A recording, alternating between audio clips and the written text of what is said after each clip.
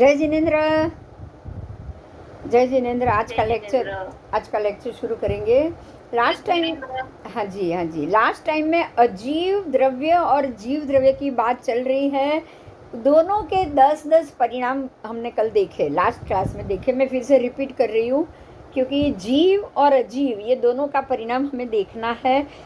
यहाँ एक चीज़ का बहुत इम्पोर्टेंट है, अजीव का महत्व क्या है ये हमें जानना पड़ेगा। आज ये मुद्दा थोड़ा सा अलग से है, जैसे कि अजीव का महत्व क्या। आपको पता है कि हमारा जो शरीर बना है पुद्गल अस्थि का है, जो 6 के 6 अस्थि का है, सारे अजीव द्रव्य बराबर। जीव द्रव्य के अलावा 6 में 5 अस्थि का अजीव द्रव्य है, जानते हो ना ये। हाँ। अब अजीव का महत्व क्या, जैसे अलोक का महत्व क्या। अब अलोक है तो लोक अंदर पड़ा है ना। हाँ। लोक है तो अंदर षड द्रव्य है ना। हाँ। तो अजीव का ये महत्व है। अजीव जीव को धारण करके बैठा है। किसको धारण करके बैठा है? जीव को धारण करके। और जीव अजीव के कारण ही खड़ा है। समझ में आया? अगर मेरी आत्मा को कहीं रुकना होगा तो उसको अजीव चाहिए कि नहीं? हाँ। बिना अजीव तो मैं ना लोक में रह पाऊंगी, ना मैं मेरे शरीर में रह पाऊंगी, कुछ नहीं कर पाऊंगी। तो अजीव और जीव दोनों के परिभोग और दोनों के परिणाम आप जान रहे हो। अब यहाँ गौतम स्वामी ने ये सवाल किया, भगवान अजीव द्रव्य के कितने प्रकार, पहले जीव द्रव्य के कितने प्रकार, उसके बाद अजीव द्रव्य के कितने प्रकार। तो परमात्मा ने ये जवाब दिया है, अजीव द्रव्य तथा जीव द्रव्य का परिभोग क्या होता है। भगवान कहते हैं कि अजीव द्रव्य जीव द्रव्य के परिभोग में तुरंत आ जाते हैं। मतलब क्या है कि जीव द्रव्य अजीव को भोगता है। ये बात समझ में आई? अजीव को कौन भोगेगा? जीव। अजीव का भोग हो रहा है, बराबर। बराबर। जीव द्वारा अजीव का भोग हो रहा है। क्या अजीव जीव का भोग कर रहा है? नहीं। अजीव उपयोग में आ रहा है, बराबर ना। ये घर क्या है? घर अजीव है, तो घर का जीव उपयोग कर रहा है, बराबर बराबर। बराबर। तो दोनों के 10-10 परिणाम यहाँ हमें जानना है। उसमें खास करके अजीव द्रव्य की पहले बात की। अजीव के मुख्य दो प्रकार है, रूपी अजीव, अरूपी अजीव। कुछ दिख रहे हैं ऐसे रूपी अजीव, कुछ बिल्कुल नहीं दिख रहे हैं ऐसे अरूपी अजीव। और अजीव द्रव्य अनंत होते हैं क्योंकि पुद्गल परमाणु अनंत है।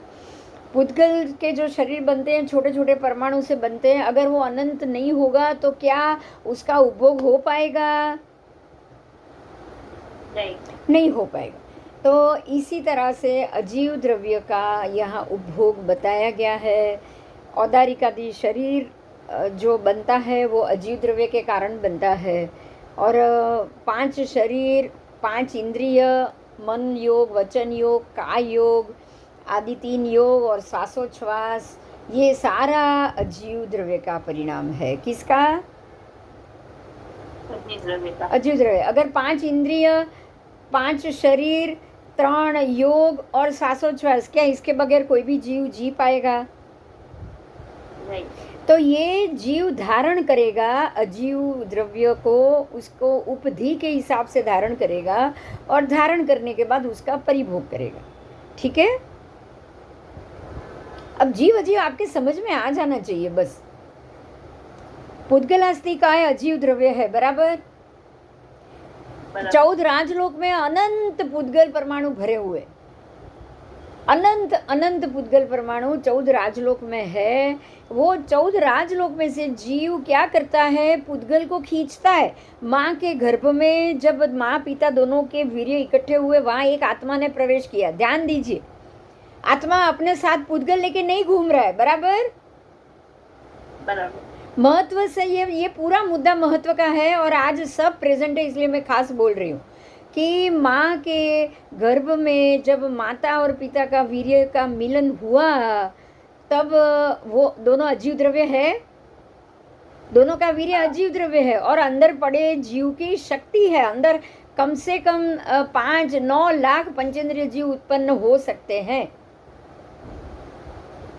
9 लाख पंचेंद्रिय जीव वहाँ पे प्रेजेंट होते हैं एक ही बार के वीर्य के उपभोग में, और उसमें से बाकी सारे जीव मर जाएंगे। एक जीव ऐसा होगा जो या एक आत्मा हो या 2 आत्मा हो, जुड़वा बच्चे हो तो 2 आत्मा, 3 बच्चे हो तो 3 आत्मा, वो आत्मा है जो अंदर प्रवेश करेगी, मतलब जीवात्मा अंदर प्रवेश करेगा और अपने कार्मण और तेज शरीर के आधार पे अपना औदारिक शरीर बनाएगा। बनाएगा कि नहीं? बनाएगा।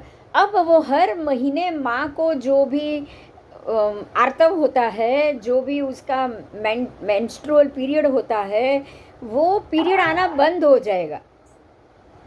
बच्चा गर्भ में प्रवेश होगा ना, फिर ये पीरियड आना बंद हो जाएगा। क्यों? क्योंकि ये बच्चा उसी को खा रहा है, उसी से अपना शरीर बना रहा है। समझ में आ रही है बात? हाँ। तो 9 माह तक माँ को कोई मेंस्ट्रुअल पीरियड नहीं आता है, माहवारी नहीं आती है, क्योंकि वो ही बच्चे का आहार है। और बच्चा जो कुछ भी माँ के शरीर से खा रहा है, खाना ले रहा है, रस पी रहा है, वो रस का वो अंग और उपांग में रूपांतर कर रहा है। किस में कर रहा है? अंग उपांग में रूपांतर कर रहा है। यही कारण है कि इतना आहार, माँ के पेट से आहार खाने के बावजूद बच्चे को यूरिन और टॉयलेट क्यों नहीं हो रहा? क्योंकि वो जो भी खाना खींच रहा है, वो रस खींच रहा है, खाना तो जा नहीं रहा है उसके पेट में। आपने, माँ ने उस दिन छोले पूरी खाया, क्या बेटे को छोले पूरी मिला?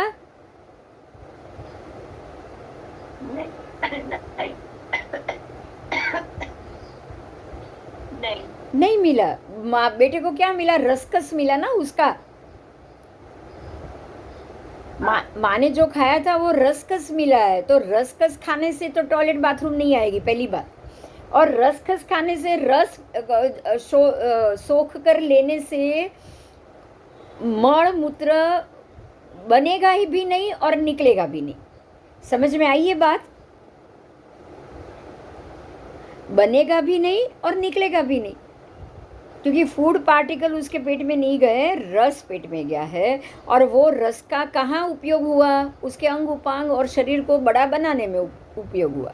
मतलब उसका उपयोग हो गया है, तो अब वो उसका वेस्टेज बचेगा? बताओ।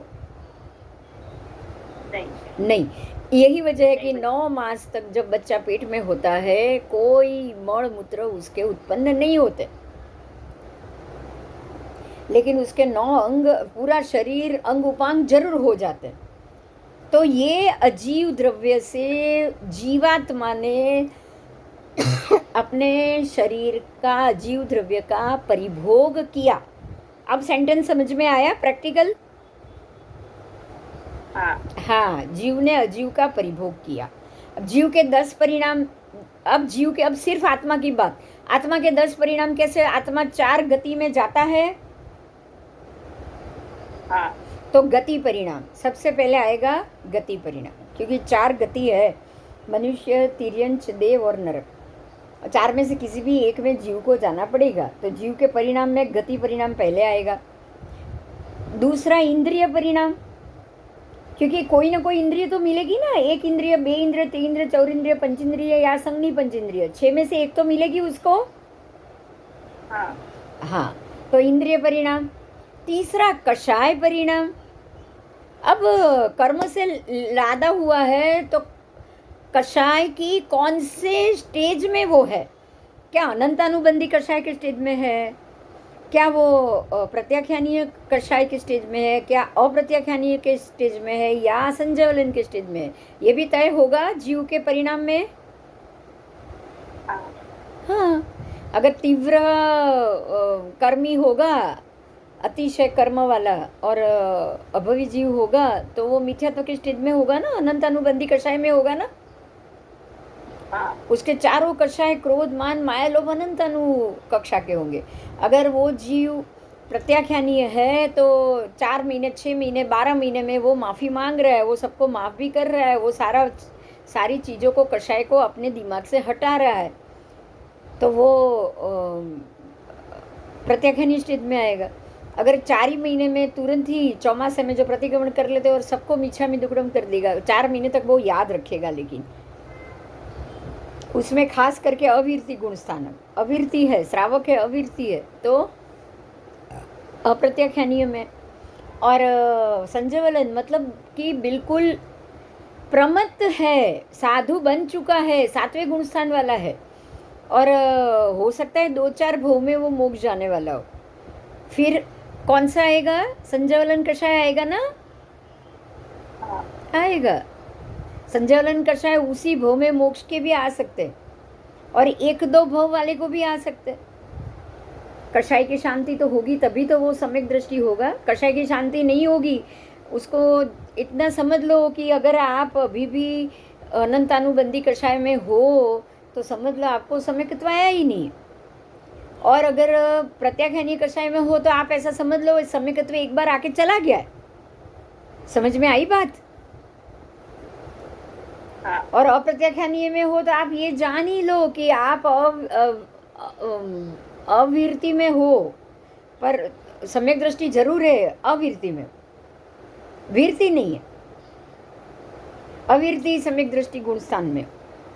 और अगर संजयवलन कषाय है तब तो चरम भवी भी हो सकते हो, इसी भव में मोक्ष जा सकते हो, या 1-2 भव में मोक्ष जा सकते हो। आपको सम्यक दर्शन, क्षायिक सम्यक दर्शन हो चुका है या सत्ता में आ गया है, जैसे श्रेणिक राजा सत्ता में आ गया था तो अभी 1 भव में ही मोक्ष है ना, तो उनके कषाय ठंडे तो हो ही गए, कषाय शांत तो हो ही गए। हाँ, हाँ, नरक में गए लेकिन कषाय तो शांत हो ही गए ना, सम्यक दृष्टि तो आई गई है। अब कैसे कषाय? संजयवलन 15 दिन से ज्यादा गुस्सा रहेगा ही नहीं, टिकेगा ही नहीं। 15 दिन में पक्षी प्रतिक्रमण में उसका प्रायश्चित हो ही जाएगा, उसको संजयवलन कक्षा का कहते हैं। अब 15 दिन रहना भी तो कम बात नहीं है ना, बड़ी बात है ना। हाँ, हाँ, चलो फिर लेश्या, लेश्या में भी स्टेज आ जाएगा। कृष्ण नील लेश्या वाले तो मिथ्यात्वी ही होंगे, कापोत लेश्या वाले थोड़े कम मिथ्यात्वी होंगे, सम्यक दृष्टि हो सकते हैं वो। तो इस प्रकार से लेश्या के भी स्टेज आएंगे। योग, योग मनो योग, वचन योग, का योग, तीनों, और उपयोग। फिर ज्ञान दर्शन चारित्र, ज्ञान दर्शन चारित्र तो जीव के अपने हैं, अपने ही गुण है, कितने खुले हैं और कितने ढके हुए हैं, वो प्रत्येक जीव की अलग अलग स्टेट ऑफ स्थिति आएगी। और लास्ट में वेद, पुरुष वेद है, स्त्री वेद है, या तिर्यंच या नपुंसक वेद है। तो ऐसे जीव के 10 प्रकार के परिणाम, ऐसे अजीव के 10 परिणाम। अब जो जीव के आपने स्टेज जान लिया, अब उसके शरीर की बात करें। अजीव द्रव्य जीवों का शरीर है, पुद्गलास्तिकाय है, धर्मास्तिका अधर्मास्तिकाय भी है, लेकिन पुद्गलास्तिकाय खास हर एक जीव का।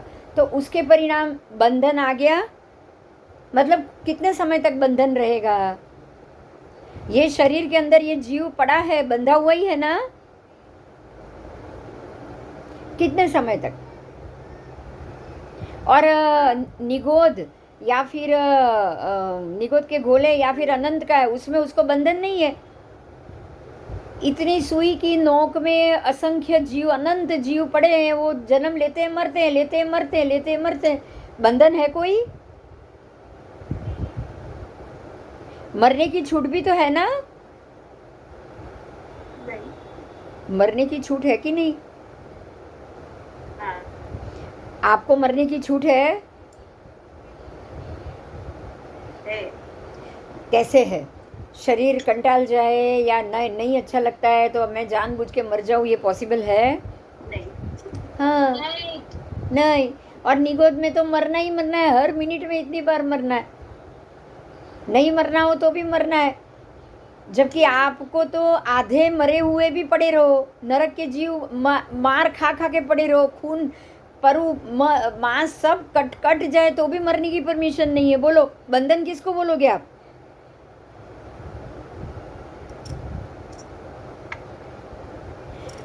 ध्यान दो, उनको मरने की छूट है, आपको मरने की छूट नहीं है, लेकिन अनंत काय में बरसों तक रहना पड़ेगा, ये बंधन है। हाँ या ना?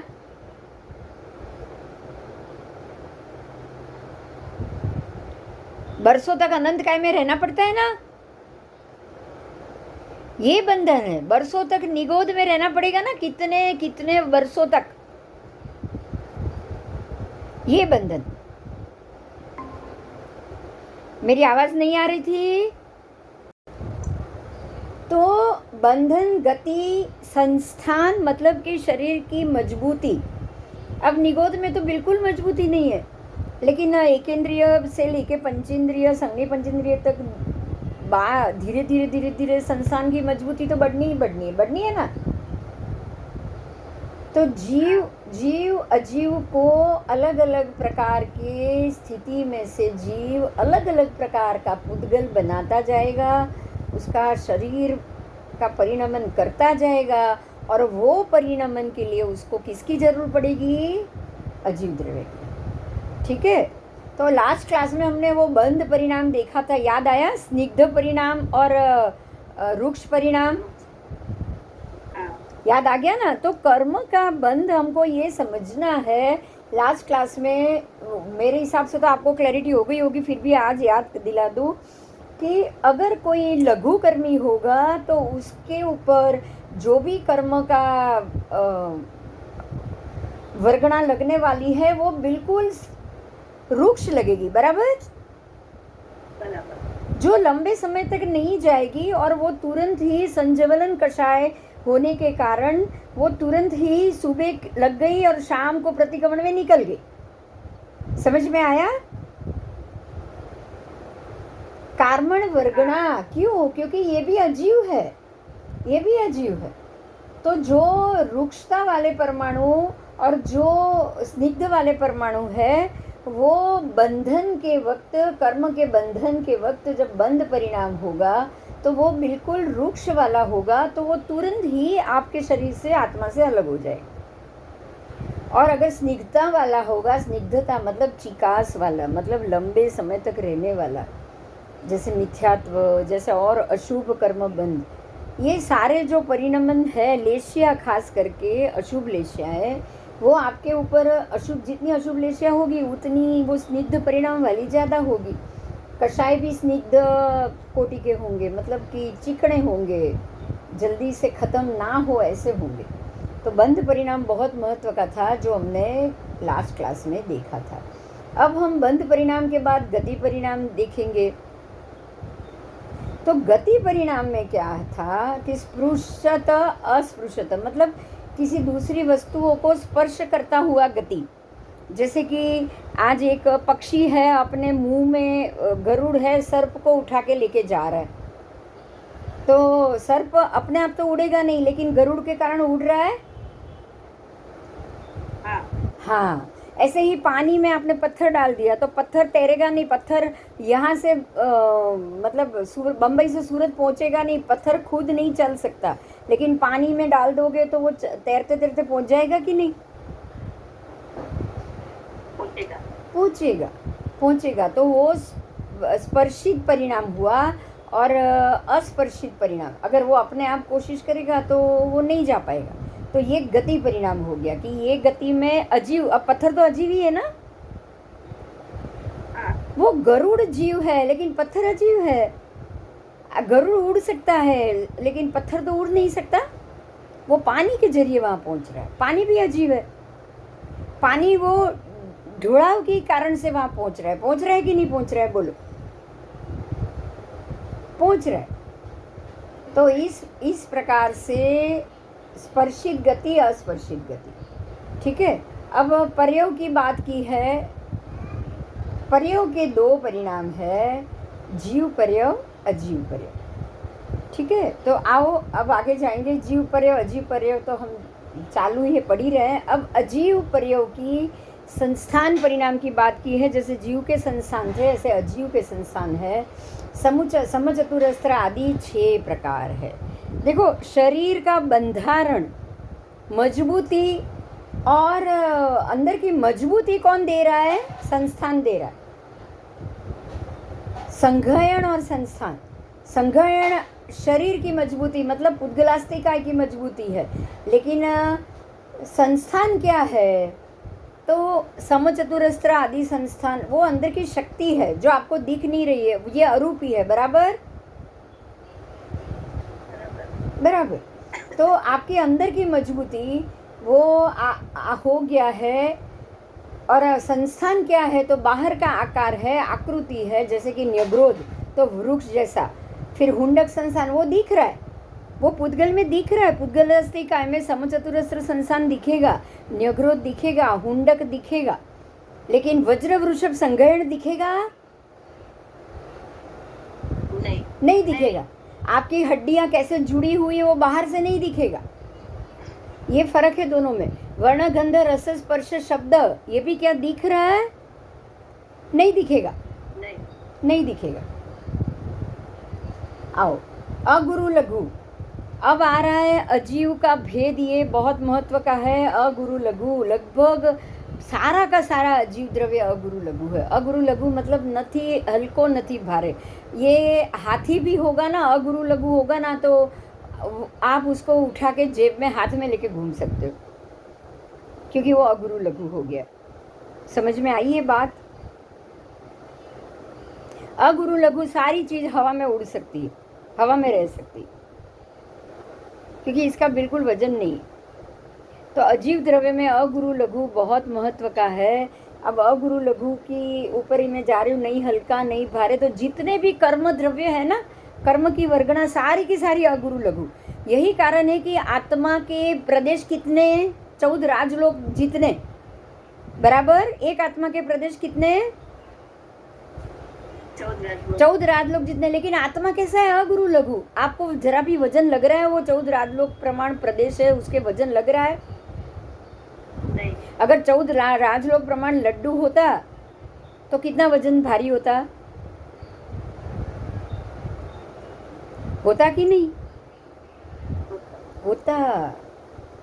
तो आत्मा अगुरु लघु है, कर्म द्रव्य भी अगुरु लघु है। इसीलिए आत्मा के 14 राजलोक प्रमाण अनंत अनंत प्रदेश पे अनंत कर्म लगे हुए हैं, लेकिन आत्मा पे उसका भार नहीं होता। समझ में आ रही है बात? क्योंकि कार्मण वर्गणा के द्रव्य है वो भी अगुरु लघु। उसके बाद मनोद्रव्य, मन के द्रव्य। आप मन से सोचते सोचते अमेरिका तक पहुंच जाओगे। मैं एक बार नहीं, मैं 6 बार अमेरिका जाके आई, तो मेरी बेटी, उसका घर, उसकी फैमिली, उसका कमरा, सारा मेरे दिमाग में आ जाता है, आ जाता है। लेकिन क्या उसका वजन लगता है आपको? नहीं लग रहा। आपके मन पे ये सारे पिक्चर विजुलाइज होते हैं, कहाँ कहाँ घूम के आए सब विजुलाइज हो गए, लेकिन उसका बिल्कुल भी वजन नहीं आए। क्यों? क्योंकि ये अगुरु लघु। फिर उसके बाद आएगा भाषा। कितना बोलते हैं हम शब्द, बोलो दिमाग में कितना शब्द भरा हुआ है, कितनी चीजें आपको याद है,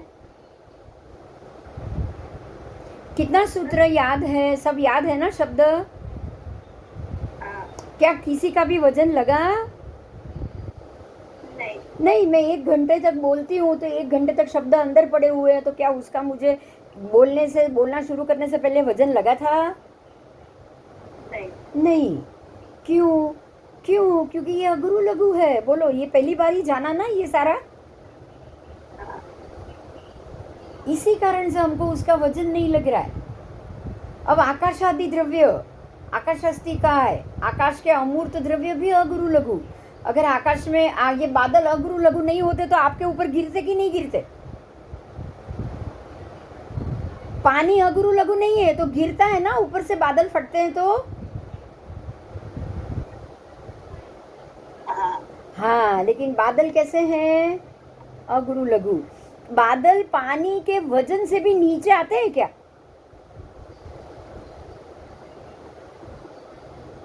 सोचो, अगर एक बादल पानी वाला है, एक बादल पानी बगैर का है, क्या बादल नीचे उतरा? पानी वाला वजन होने के बावजूद नीचे उतरा? नहीं। क्यों? क्योंकि बादल अगुरु लघु। अब जिसमें पानी था वो पानी तो नीचे गिरा ना। दो बादल टकराएंगे तो पानी वाला बादल बरस जाएगा, लेकिन बिना पानी में अंदर कुछ नहीं है, वो बरस पाएगा? मतलब क्या हुआ? पानी वजनदार है, बराबर, लेकिन बादल वजनदार नहीं। क्यों? आकाश अस्ति काय, धर्म अस्ति काय, अधर्म अस्ति काय। आकाश के सारे अमूर्त द्रव्य मतलब अजीव द्रव्य, ये सारे अगुरु लघु है। कैसे हैं? अगुरु लघु। आओ, अब जो शरीर है औदारिक, वैक्रिय, आहारक, तेजस, ये चार ही, औदारिक शरीर, वैक्रिय शरीर, आहारक शरीर और तेजस शरीर, ये द्रव्य अगुरु लघु, गुरु लघु है। कैसा है? ये द्रव्य गुरु लघु है। गुरु, इसका वजन है, इसका वजन है, लेकिन कार्बन शरीर अगुरु लघु आ गया ना पहले। देखो यहाँ कार्बन शरीर का नाम नहीं है, चार ही शरीर का नाम है। मेरा शरीर का वजन गुरु लघु है ना, 90 किलो वजन है, और बढ़ेगा 10 किलो तो 100 किलो हो जाएगा। बोलो ये गुरु लघु हुआ कि नहीं? हाँ, लेकिन अगर मेरे कर्म बढ़ गए और तो मुझे मालूम भी नहीं पड़ा और मेरा वजन हुआ ही नहीं, तो वो क्या हुआ? अगुरु लघु हुआ। ऐसे ही ये तो मेरा वजन बढ़ गया। अभी दूसरी बात सोचो कि मेरे ऊपर से कर्म उतर गया तो भी मुझे मालूम पड़ा? नहीं, मेरे ऊपर से कर्म उतरने के बावजूद भी मुझे मालूम नहीं पड़ रहा है। क्यों? क्योंकि मेरे ऊपर से कर्म उतर तो गए, लेकिन उसका वजन ही कहाँ था तो जो घटता। ठीक है? ऐसे ही भेद परिणाम। अब भेद, लास्ट अंतिम भेद अजीव का जो प्रकार है वो है भेद परिणाम। उसमें उत्करिका भेद, खंड भेद, प्रतर भेद, चूर्णिका भेद, अनुताटिका भेद, 5 प्रकार के भेद है। उत्करिका खंड मतलब टुकड़ा होना, फिर प्रतर पतली सी, प्रतर मतलब एक पतली सी पत्तर हो ना, पत्तर बोलते हो ना आप वरक को पतली प्रतर। वरक क्या होता है? आप वरग में देखोगे थोकड़ी में एक के ऊपर एक प्रतर बनाई हुई है। हाँ, तो वो पतली प्रतर को प्रतर भेद बोलते हैं। फिर चूर्णिका मतलब पाउडर, चूर्ण कर दो तो। समझ में आया? किसी भी एक चीज को 5 में डिवाइड किया है। उत्करिका खंड भेद मतलब एक टुकड़ा किया, उत्करिका का मतलब थोड़ा बड़ा टुकड़ा, खंड भेद छोटा टुकड़ा, प्रतर मतलब एक पतली सी स्लाइस निकाली, चूर्णी का भेद मतलब उसका पाउडर किया। आप इसको कोई भी एक चीज समझो, लड्डू समझो या कुछ भी समझो। अनुताटिका मतलब एकदम छोटा सा कण। तो 5 प्रकार के भेद हुए ना अजीव के। हाँ हुए। ठीक है, समझ में आ गया? हाँ, अब ये अजीव द्रव्य रूपी है जो दिखाई देते हैं आपको। उसके 5 प्रकार कौन है? परिधि 5 प्रकार कौन है? किसी भी चीज के टुकड़े करो। आप एक लड्डू लो, पहले बड़ा लड्डू अजीव द्रव्य है, उसमें जीव नहीं है, बराबर। हाँ, अब उसके पहले आधा लड्डू करो तो वो क्या हुआ? उत्करिका। क्या हुआ? उत्करिका। अब उसके एकदम छोटा इतना टुकड़ा लो उसमें से, तो खंड हुआ उसका, पूरे लड्डू का एक छोटा सा खंड हुआ। वो खंड में से एक पतली सी ऐसी पतली प्रतर निकालो, वो प्रतर हुई। अब उसका चूर्ण बना दो, तो चूर्ण हुआ। अब चूर्ण में से एक छोटा सा कण लो, वो हो गया अनुताटिका। अब समझ में आया कि बड़े में से छोटे छोटे छोटे पुद्गल परमाणु तक कैसे पहुंचा जाता है।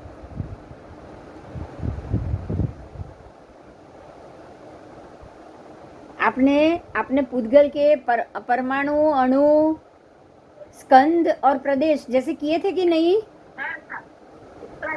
बस हाँ, देश प्रदेश, देश प्रदेश, स्कंद અને પરમાણુ, સ્કંદ દેશ પ્રદેશ પરમાણु ऐसे 4 विभाग थे कि नहीं? हाँ हाँ हाँ बस ऐसे ही ये 5 भेद है, भेद परिणाम। अच्छा हाँ हाँ, चलो ठीक है। तो अब अजीव द्रव्य को मैं फिर से कह रही हूँ, उसका संस्थान, वर्ण सब अरूपी भी होते हैं, रूपी भी होते हैं। एक कण लोगे तो अरूपी है, ज़्यादा लोगे तो रूपी है। बंधन, गति, गंध, रस, स्पर्श सारा का सारा अरूपी है। आपको उसकी गंध दिखाई नहीं देगी, बराबर। उसका स्पर्श आप फील नहीं करोगे, उसकी गति भी नहीं पता है, वो घूम रहा है, हवा चली गई, आपको मालूम भी पड़ा नहीं। आकाशास्ती का है, धर्मास्ती का है, आप कुछ नहीं देख सकते, ये सारा अरूपी है, सारा अरूपी है। अधर्मास्तिका है, पुद्गलास्तिका है, काल सारा अरूपी। पुद्गलास्तिका का परमाणु अरूपी, परमाणु मिक्स होगा, फिर देश प्रदेश जब तक नहीं बनेगा आपको दिखाई नहीं देगा, बराबर बराबर। ये सारा उसका सारा समावेश ही अगुरु लघु में है, मतलब इसका बिल्कुल वजन नहीं है। आओ, रूपी अजीव, रूपी अजीव पुद्गलास्तिका सोने बैठने के लिए शक्तिमान हुआ, लेकिन उसको पाप नहीं चढ़ता। ध्यान देना, पाप किसको चढ़ता है? लास्ट क्लास में हमने पढ़ा था, पाप किसको चढ़ेगा? आपके शरीर को चढ़ेगा, अजीव को कोई पाप नहीं चढ़ता है। पाप खाली जीव को चढ़ता है।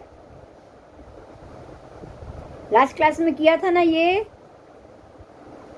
हाँ शरीर को कोई पाप नहीं लगता है। हाँ,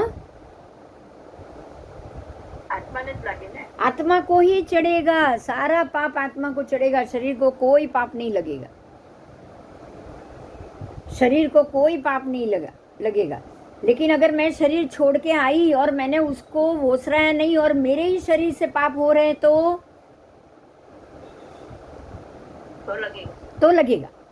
ये अज्ञान में हो गया है, ज्ञानी नहीं हूं मैं मुझे सम्यक दर्शन नहीं मिला है। पिछले जन्म में मैं मछली बनी थी, इससे पहले मैं कछुआ बनी थी, तो जो मेरी हड्डियाँ लोग इकट्ठा करके बड़ी सी मछली थी, तो उसकी हड्डी मिली होगी जिसको भी, और वो हड्डी से बहुत सारे हजारों मछलियों को मार रहा है, तो ये पाप किसको लगेगा? वो जो हड्डी है उसका मालिक जो जीवात्मा है उसको लगेगा कि नहीं? जो कर रहा है उसको भी लगेगा, जो करवा रहा है उसको भी लगेगा, और जिसकी हड्डी है उसको भी लगेगा। समझ में आया? करण, करावण, अनुमोदन तीनों आ गया। अनुमोदना किसकी? नहीं, वो लास्ट क्लास में ये चर्चा हो गई। आप अंग दान कर रहे हो, आप अपनी मर्जी से कर रहे हो और वोसरा के कर रहे हो। आपने दान कर दिया मतलब वोसरा दिया। आपने दान किया तो वोसरा दिया ना।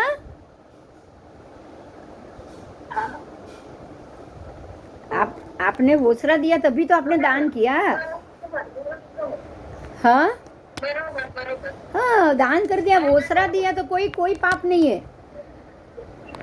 वो मछली अंग दान नहीं करने जाने वाली, मछली शरीर नहीं वोसराने जाने वाली है क्या? नहीं, આપણે કોઈનું અંગદાન કરીએ બીજાનું, એને ખબર નથી ને ભાનમાં નથી તો પણ એને વોસરાવાનું કરી લેવાનું। એટલે તો इसीलिए तो बोला है ना कि अगर किसी की परमिशन नहीं है तो आप कुछ नहीं कर सकते। ओके, किसी को भी आप अपनी मर्जी से कोई भी डिसीजन नहीं ले सकते। ये तो बात सही है ना कि गलत है? बताओ। એ તો બરાબર છે, બસ બીજાને આપણે તો કશું એમ કહીએ ને બીજાને કામ લાગે બીજાને। आप ये सोच रहे हो, पर जिन्होंने अपना शरीर ही नहीं वोसराया है, शरीर वोसराना भी तो जरूरी है कि नहीं? बताओ।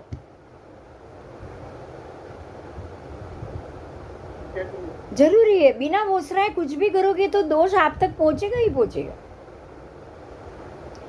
इसीलिए ही मनुष्य भव में ही मुक्ति क्यों है? ध्यान दो, मनुष्य भव से ही मुक्ति क्यों? तिर्यंच मुक्त नहीं हो सकते? बताओ। तिर्यंच को सम्यक दर्शन हो सकता है, तिर्यंच को क्षायिक सम्यकत्व सत्ता में पड़ा हो तो जाग सकता है, क्षायिक सम्यकत्व, लेकिन क्या वो उदय में आ सकता है? नहीं। क्यों? क्योंकि वहां से तो उसको मोक्ष है ही नहीं। वो अपनी कोई भी शरीर को अपने मन से भोसरा सकेगा? बताओ चलो। नहीं। आपका शरीर कोई और भोसरा सकता है? पहले ये जवाब चाहिए।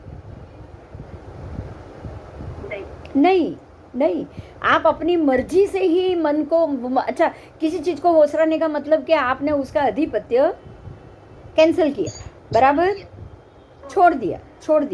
तो वो कौन छोड़ेगा? आपका मन छोड़ेगा ना, आपका मन छोड़ेगा। आप अपने मन को आज्ञा दो और वो छोड़े तो ही छूटा, नहीं तो क्या छूटा? नहीं।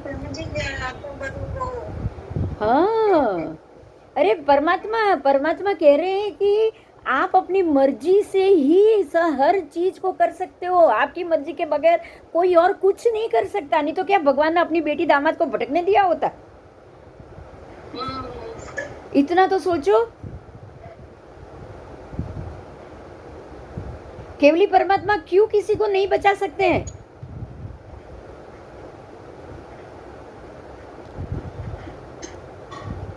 समझ में आ गया? क्लियर हो गया?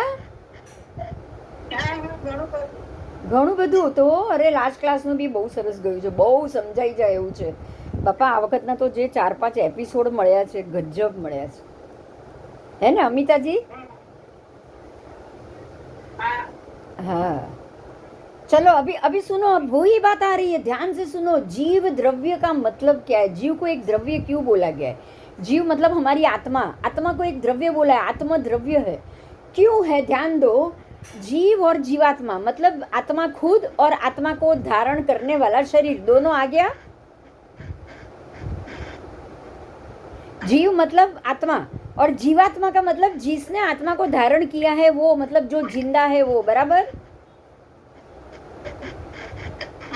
बराबर. मेरे अंदर का आत्मा और मैं खुद बिंदु, जो ये जन्म में मैंने धारण किया, और दूसरा मेरे ओरिजिनल मेरी आत्मा की जो पिछले अगले जन्म का हिसाब लेके कंटिन्यू ये भव में आई है. दोनों आ गया, सब आ गया. भगवान कहते हैं हिंसादि पाप कर्मों में वर्तते हुए प्राणी का जीव अलग होता है. ध्यान दो, प्राणी का जीव अलग होता है. हिंसा करने वाले प्राणी का जीव अलग होता है. मतलब हिंसा कर रहा है वो जीवात्मा है, और हिंसा में वर्तते हुए प्राणी के अंदर की आत्मा वो अलग है. बात सही हो गई? क्लियर?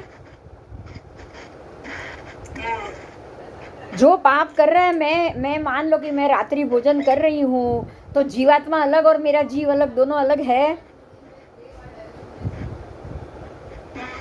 अब मैं कर रही हूँ, लेकिन मेरा जीवात्मा ये मानेगा कि ये मुझे नहीं करना चाहिए, ये मैंने गलत किया है. भगवान तू मुझे शक्ति दे कि मैं अब ये कम कर पाऊँ. एटलीस्ट ये जन्म में मैं नहीं कर पा रही हूँ, मैं कोशिश कर रही हूँ. आप मुझे धीरे धीरे ये सबसे बाहर निकालो. समझ में आ रही है ये बात?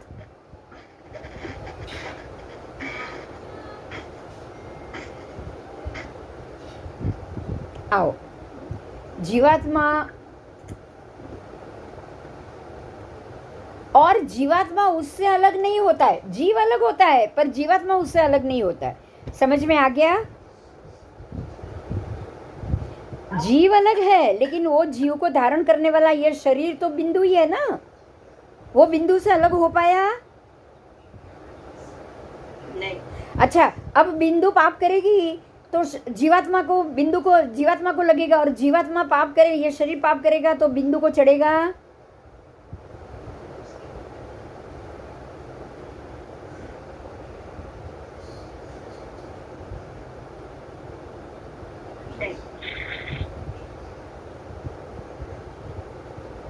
शरीर को नहीं चढ़ेगा ना, पुद्गल को तो नहीं चढ़ सकता ना.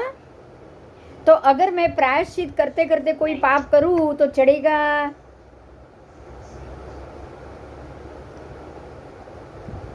ध्यान दो, यहीं पे ध्यान दो, ये बहुत बड़ा मुद्दा है. यहाँ पे एक बहुत बड़ी बात है. वल्कलचेरी हिंदू धर्म में होते हुए भी केवली हुए, तो क्या उनके जीवात्मा को जो हिंदू धर्म का वेश धारण किया था उसका पाप लगा?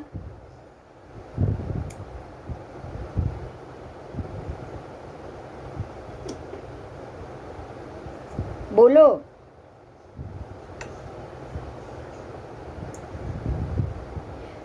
उन्होंने मन से पाप कैंसल कर दिए, शरीर से जो होते हैं वो होने दिए, तभी ना केवल ज्ञान, नहीं तो हो पाता।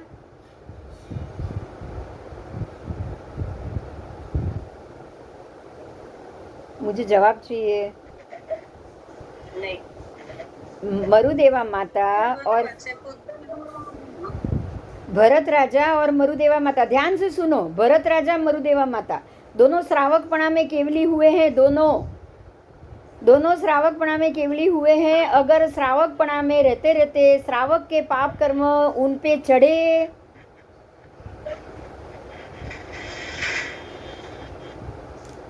अगर चढ़ते तो केवली बनते, ये बताओ चलो। नहीं चढ़ते, नहीं।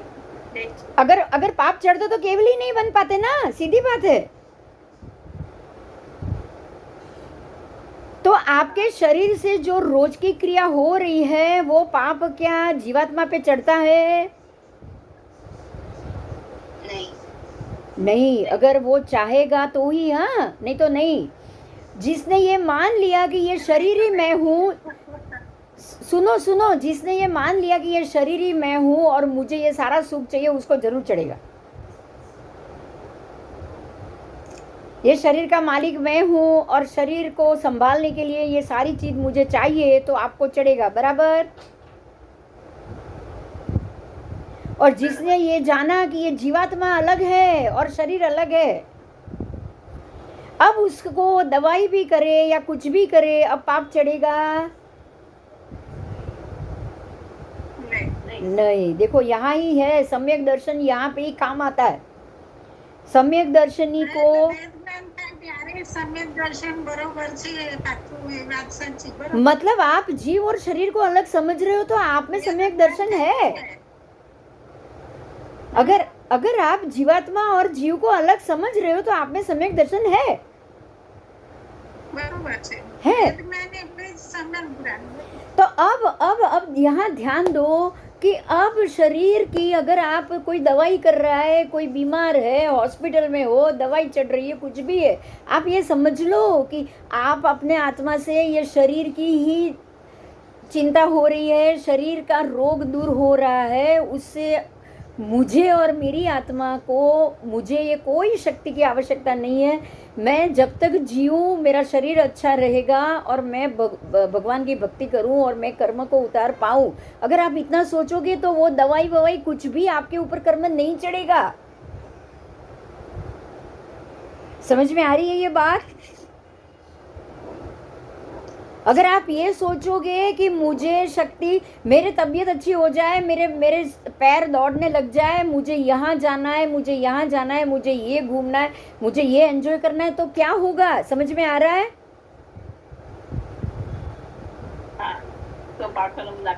तो पाप कर्म लगेगा।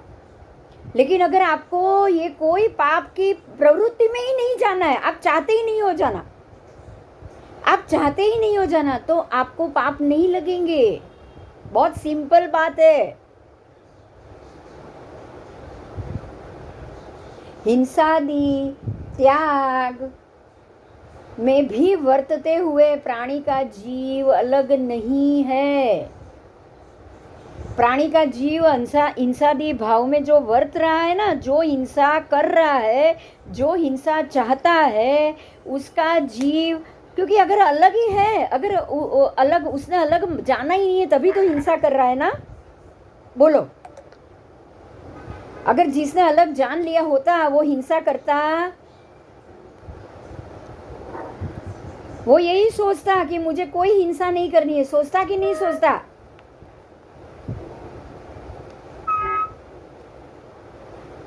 वो क्या हिंसा करना सोचता? ये बताओ।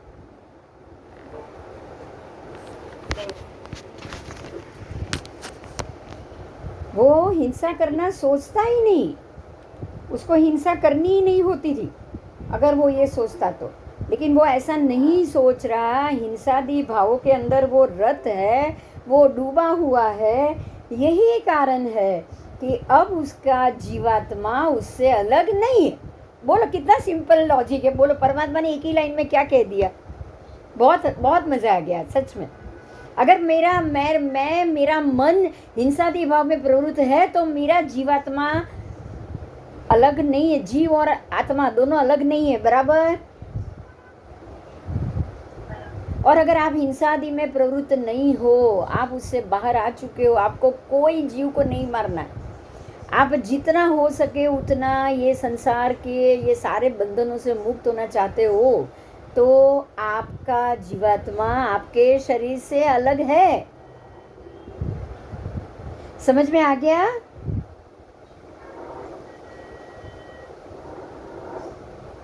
आ गया जीव और पुद्गल?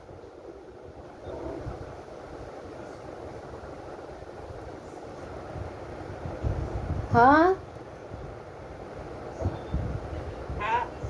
अब यहाँ पे एक अब नया मुद्दा है, बहुत बढ़िया, ध्यान दो। ये सारी बुद्धि है, ये क्या है बताओ मुझे। बुद्धि है ना हमारी। अगर हम हिंसा को सुख माने और अहिंसा को सुख माने, ये हमारी बुद्धि ही हुई ना, कि कुछ और? ये हमारी बुद्धि हुई। अब परमात्मा ने बुद्धि के ऊपर ही फोकस किया है। ऐसी बुद्धि हमारी क्यों होगी, क्या होगी? बुद्धि के मामले में बताया 5 प्रकार की बुद्धि होती है। कितने प्रकार की? औत्पातिकी, वैनयिकी, कार्मिकी, पारिणामिकी। सॉरी, 4 प्रकार की। कितनी बुद्धि होती है? 4 प्रकार की। 4 प्रकार की। पहली तो औत्पातिकी, मतलब स्वाभाविक बुद्धि। स्वाभाविक बुद्धि क्या है कि भाई शरीर को गर्मी लग रही है, एसी कर दो, ठंडक हो जाएगी, बस मुझे अच्छा लगता है, ये स्वाभाविक हुई। आज बच्चा क्या मांगता है? खाना पड़ा है, चॉकलेट पड़ा है, केक पड़ी है, तो देखेगा तो मांगेगा ना खाना। ये स्वाभाविक बुद्धि हुई, क्योंकि एक बार चखी थी चीज, अच्छी लगी, अब मैं वापस खाऊंगा, ये स्वाभाविक बुद्धि। अब दूसरी क्या है? वैनयिकी बुद्धि। विनय से आती बुद्धि। विनय से बुद्धि कब आएगी? जब पढ़ोगे तब आएगी, बिना पढ़े नहीं आएगी। तो शास्त्र आदि पढ़ने के कारण उत्पन्न हुई बुद्धि, उसको वैनयिकी बुद्धि कहेंगे। अब यहाँ ध्यान दो, ध्यान दो। कार्मिकी बुद्धि मतलब कर्म द्वारा उत्पन्न हुई बुद्धि। अब कर्म द्वारा कैसे होगा? अरे ये मैंने एसी चालू कर दिया तो उससे ठंडक हो गया, तो एक बार एसी करने से ठंडक हो गई, तो दूसरी बार गर्मी लगेगी, तो सबसे पहले आप क्या करोगे? एसी करोगे। अच्छा, एसी नहीं है और फिर भी गर्मी लग रही है, तो सबसे पहले आप क्या करोगे? जमीन ठंडी करोगे, पर्दे बंद करोगे कि धूप कम आए तो अपने आप गर्मी कम होगी। तो ये हुई कार्मिकी बुद्धि। क्या हुई? कर्म द्वारा उत्पन्न हुई। पहले ये कर्म किया था, अब दोबारा ये कर्म करूंगा तो मेरा ये प्रॉब्लम सॉल्व हो जाएगा। ये हुई कार्मिकी बुद्धि। चौथी है पारिणामिकी बुद्धि। ध्यान दो, ये लंबे समय के अभ्यास से हुई बुद्धि। जैसे कि वर्तमान उपस्थित प्राणी में जीव अलग है, जीवात्मा अलग है। जीव और जीवात्मा उससे अलग नहीं है, या है या नहीं है, ये परिणामी की बुद्धि हुई। परिणाम क्या है? क्या परिणाम आया तो आपने ये कंक्लूजन लिया? क्या परिणाम मिला? जीव और जीवात्मा अलग है, क्या परिणाम मिला? जैसे थोड़ी देर पहले ही हमने सोचा कि जीव और जीवात्मा अगर एक ही होता ना तो उसको सम्यक दर्शन होता ही नहीं। जिसको जीव और जीवात्मा एक ही मानता है, शरीर को ही आत्मा मान रहा है, शरीर के अंदर आत्मा है ही नहीं, आत्मा कोई दूसरा है ही नहीं, उसका भव प्रभव नहीं है, जो ये मान रहा है उसको हम कहते हैं कि इसके परिणाम में क्या है? मिथ्यात्व है, तभी वो ऐसा मान रहा है, बराबर। और अगर कोई ये मान रहा है कि भाई जीव और जीवात्मा अलग है, आपको सम्यक दर्शन हो तो आपको मोक्ष हो सकता है, तो ये सम्यक दर्शन के कारण आपने सोचा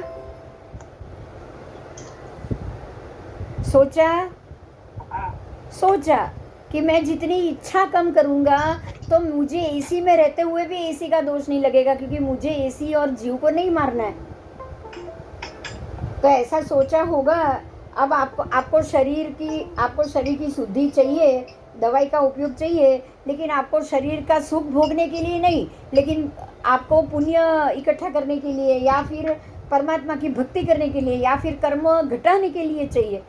जैसे तप किया है, उपवास किया है, कोई 28 करेगा वजन उतारने के लिए, सुंदर दिखने के लिए, बराबर।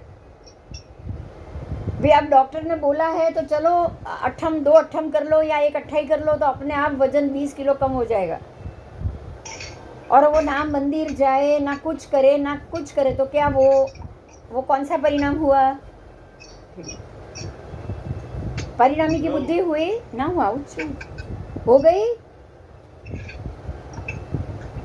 हाँ, चलो अभी आज ये बुद्धि तक हम पूरा करेंगे, क्योंकि अब वो घादी 10 संज्ञा आएगी और 10 के 10 संज्ञा अगले क्लास में लेंगे, बराबर। चलो ठीक है, मैं आज फिर बंद करूं। अब 10 संज्ञा अगले क्लास में लेंगे, क्योंकि वो 10 एक साथ आनी चाहिए, इसलिए एक ही टॉपिक में आएगा। 10 संज्ञा बहुत महत्व की है, उसको हम अगले क्लास में लेंगे। चलो, जय जिनेंद्र, परसों ही क्लास ले लेंगे, ठीक है। चलो, जय जिनेंद्र। हाँ।